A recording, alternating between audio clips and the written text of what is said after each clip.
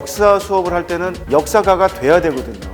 그냥 암기하라고 전달해 주는 게 아니고 작은 역사학자가 돼가지고 자기 나름의 역사적인 안목을 가지고 훈련을 하는 게 새로운 역사 수업이라고 생각을 해요. 조선 형정론을 이해하기 위해서는 조선에서 어떤 책들이 형정 정책을 위해서 간행되고 또 보급되었는지 그런 것들을 조금 훑어볼 필요가 있거든요. 그래서 어떤 종류의 책들이 형정 운영에 사용되었는지를 중심으로 오늘 강의를 해드릴까 합니다.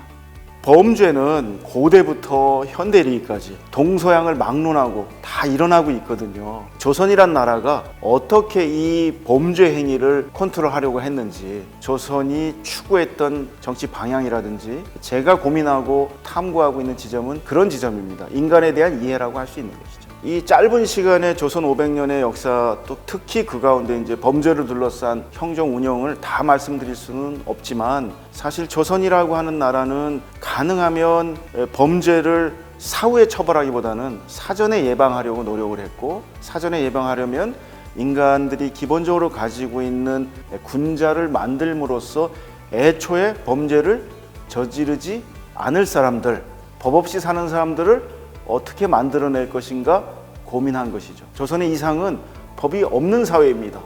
불가능한 것이죠, 사실은. 그 불가능함을 향해서 조선이 어떻게 법을 운용해 왔는가, 아이러니한 측면들을 바라보려고 하는 겁니다. 오늘날의 교육은 수학을 배울 때는 수학 문제를 풀고, 음악을 할 때는 피리를 불잖아요.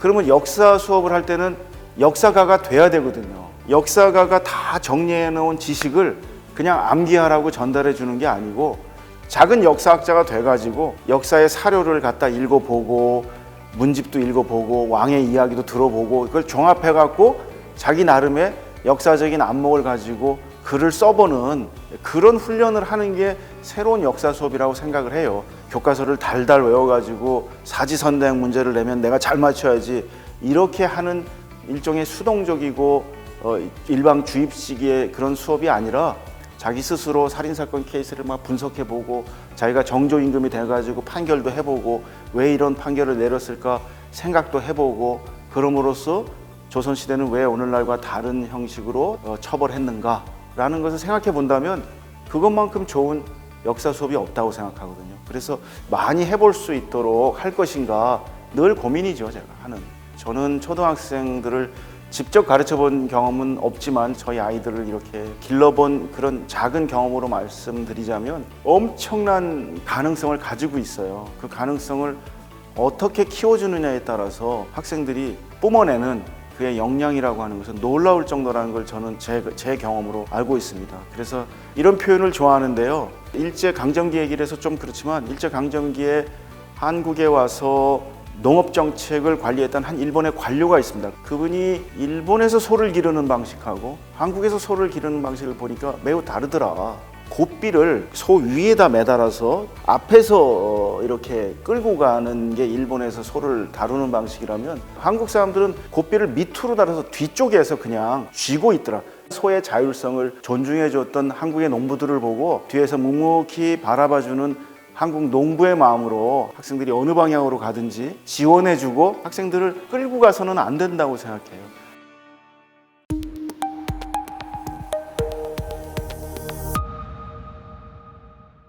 조선의 형정론을 전체적으로 이해하려면 15세기에 간행된 의옥집이라고 하는 책을 먼저 살펴봐야 됩니다. 의옥이라고 하는 것은 그 글자 그대로 의심스러운 살옥사건이라는 뜻인데요. 조선시대 때 사건이 의심스럽게 해결이 안 되거나 범인이 누구인지 미정일 경우에는 그 범인을 처벌할 수가 없었습니다. 범인을 처벌할 수 없는 케이스를 만들어서 빠져나가는 죄인들이 많았기 때문에 조선 전기에 미심적인 사건들을 철저하게 수사해서 범인을 잡아들일 것을 명령한 의옥집이라는 책, 아울러 살인사건이기 때문에 어떻게 제대로 검시를 할 것인가 하는 그 무언록 두 종류의 책이 만들어졌는데, 이 두 가지 책을 통해서 지방관들이 수사에 다양한 기법들을 제공하고 살인사건을 조사하도록 만들었습니다. 이렇게 철저하게 살인사건을 조사하는 동시에 16세기에 이르게 되면은 애초에 살인사건을 저지르지 마라. 너희들이 잘못된 범죄를 저지르면 처벌을 받기 때문에 주의해야 할 것이다 라고 하는 차원의 경민이라고 하는 제목의 책을 또 만들어서 보급하기에 이르게 됩니다. 그런데 이렇게 백성들에게 경고하는 걸 통해 가지고 사회를 안정화시키고 범죄를 저지르지 못하게 하는 것에 대한 일정한 비판이 또 한편에서는 나오게 되었는데요. 17세기에 이르러서 김육이라고 하는 분이 종덕편이라는 책을 만들게 되었습니다. 그 종덕이라고 하는 말은 그 글자 그대로 덕을 심는다는 거거든요. 인간의 내면에 있는 덕성을 교육을 통해서 교화를 통해서 잘 길러내는 게 중요하지, 협박, 겁박 이런 방식으로 통치하지 않으려는 생각, 이런 것들이 17세기에 종덕편을 만들게 되었습니다. 점점 조선은 형정을 운영하는 데 있어서 사후에 범죄를 처벌하기보다는 사전에 범죄를 예방하려고 하는 쪽으로 진화하고 발전하게 되었다고 말씀드릴 수가 있습니다. 핵심적인 내용은 이제 18세기에 이르러서 영조가 이른바 수덕론을 갖다 천명하게 되면서 이게 더욱더 이제 강화가 되는데요. 수덕이라고 하는 것은 앞서 말씀드린 종덕과 유사한 뜻입니다. 그러면서 영조 임금께서 강조했던 내용이 두 가지인데요. 중국의 역사나 이런 걸 들여다보면 진시황처럼 법을 통해서 백성들을 겁박한다든지 협박했던 나라들은 30-40년밖에 못 갔다는 거예요.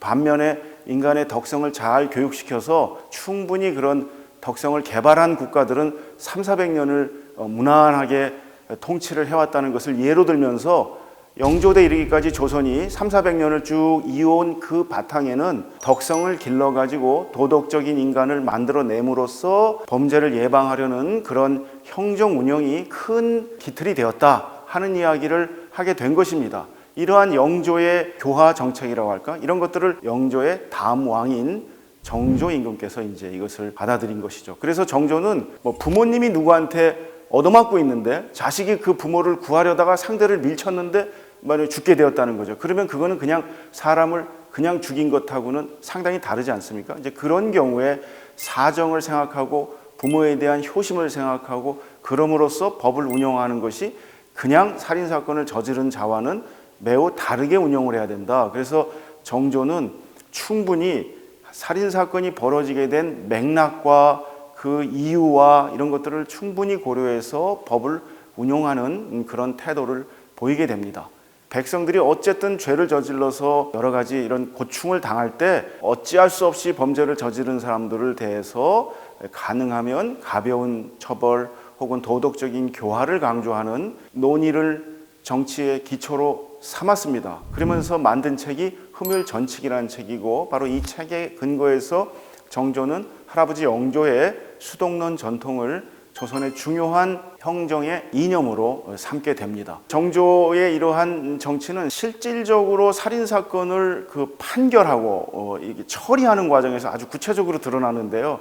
그 사람을 죽인 결과만을 처벌하는 오늘날의 형법과는 조금 달리 조선에서는 동기라고 하는 것을 매우 강조해서 처벌하게 되는데, 전라도 장흥에서 일어난 사건을 하나 사례를 들어서 말씀을 드려보겠습니다. 장흥에 거주하는 신여척이란 사람이 이웃집 형제가 서로 싸우는 것을 보고 있었다. 집에 있던 보리가 줄어든 것을 보고 형제가 실랑이를 하고 있었는데, 형님, 보리 좀 빌려주세요. 여기가 어디라고 들어오는 거야? 저리 썩 꺼져! 보고 있던 신여척은 동기간에 싸우는 것은 인륜과 강상의 병고이다 라고 꾸짖었는데, 내가 내 아우를 때리는데 무슨 상관이야? 라고 책망하며 신여척에게 발길질을 했다. 내가 옳은 일을 하는데 네가 도리어 성을 내고 네가 발길질을 하니 나도 하겠다. 그런데 그게 탈이 났다. 복부를 강타당한 김순창이 그대로 고꾸라져 비슬비슬거리다가 이튿날 결국 죽어버렸다.